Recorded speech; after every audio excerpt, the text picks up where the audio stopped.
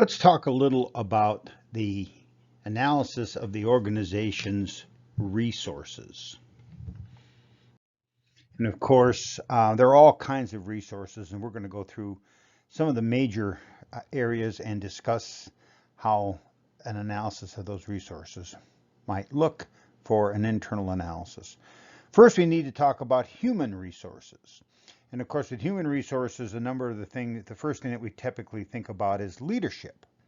That is, who's running the organization, who's in charge of the organization, and what sorts of, background do they have? What's their past successes and their past failures? And we see this happening all the time when a Wall Street company will have a new CEO or a new president come on board, and of course the reaction to that new person is typically based on what they have done in the past.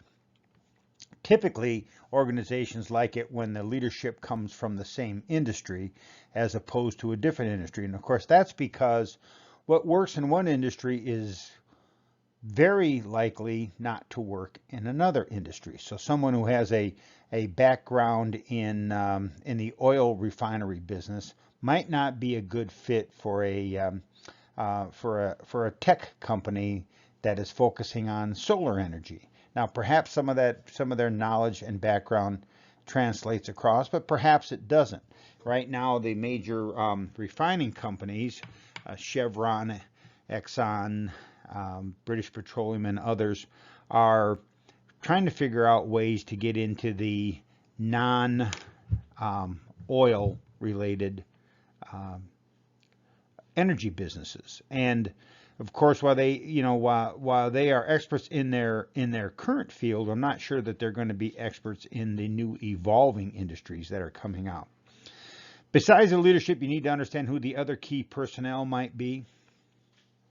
For a football team, for instance, leadership would be the coaching, but the other key personnel might be the quarterbacks and the linebackers and the other players that are actually on the team, and along with perhaps some of the assistant coaches, or maybe even ownership. And so we need to know who those other key personnel are and who they are and what their background is. I am a big believer in investing in organizations that have great leadership, proven leadership.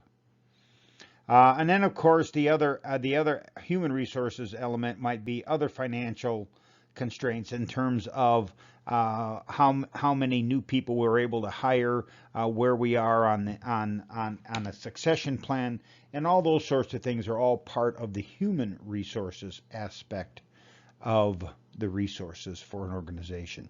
So we'd like to know who. As you recall, I had said this before, almost every organization will tell you that their biggest competitive advantage and their biggest strength is their people. Well, we better analyze who their people are. Other resources, there's this issue of brand equity. How much brand equity does any individual brand have? So brand equity is made up of 5 elements. One is awareness. A brand can't have any equity if no one is aware of it. And so our project for this semester, we need to be thinking about what kinds of awareness is there for our particular brand and it's important to understand that awareness is an element of brand equity, along with perceived quality. How do the customers perceive the quality of that product? If you've been watching television, the General Insurance Company has been running ads that say, because you've watched the ads, you don't think we're a high quality insurance company, but we are. And of course, they're trying to fight a negative perceived low quality image doing those commercials. I personally doubt that it'll work. Then third is brand loyalty. Do we have brand loyal customers? Brand loyal customers in terms of repeat purchasing, and then brand loyal customers in terms of being brand advocates for us. Next on the list, of course, are associations. What are the other things that we are associated with? Think about T-Mobile. T-Mobile has spent money on multiple stadium and arena sponsorships. And so there's T-Mobile Arena here in Las Vegas, and I was just watching the other day, and it was the T-Mobile Arena in, and I can't remember where the other one was, but I was thinking, you know, it costs a lot of money to do those sponsorships of those arenas, and perhaps that money could be spent on something else. They, of course, are doing it to build associations. And, you know, but there are other associations and other things that you might, that you might have, organizations that you might have partnered with, those sorts of things.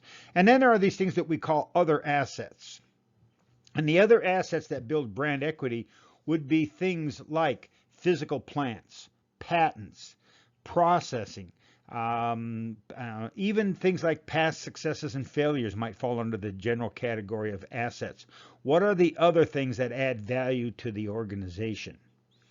An example, of course, is the Los Angeles Dodgers play at Dodger Stadium in Chavez Ravine in LA. Well, that's an asset to them. That is part of their brand equity. And so brand equity is really, really important. So, you can think about brand equity in terms of products, and the way that we typically think of brand equity with a product would be, let's just assume for a second that I had 3 cars sitting next to each other, and they were absolutely identical. But one of them had a Ford nameplate on it, one of them had a Toyota nameplate on it, and one of them had a Hyundai nameplate on it.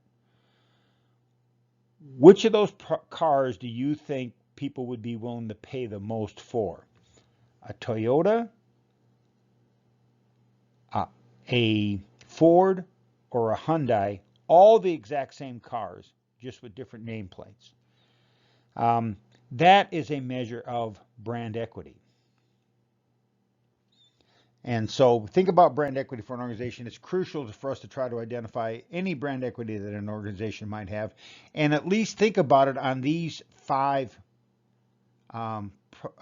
brand equity categories. Other things. How about distinct competencies? That is, we would like a distinct competency is something that our business unit can do better than anyone else. Okay, we might also have in here physical facilities. We just got done talking a little bit about physical facilities, but the physical facilities, number of franchises. In our category, it might be the number of places you can rent a product, or the number of places you can purchase a product, or the number of stores that we own. And then there are other resources that you might think about that the organization has, and those would fall under the notion of, for instance, patents. Contractual agreements, contracts with the federal government. All those things are additional resources that if we had them, we would like to know about them.